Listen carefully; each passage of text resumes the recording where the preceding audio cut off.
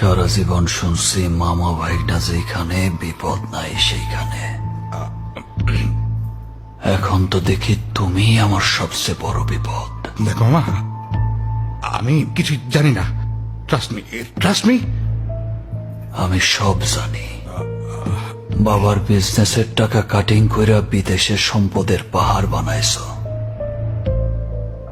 কিছুই কই নাই, কারণ ওইটা আমার কাছে কোনো ম্যাটার করে না। কিন্তু এখন যেই জায়গায় হাত দিছ মামা,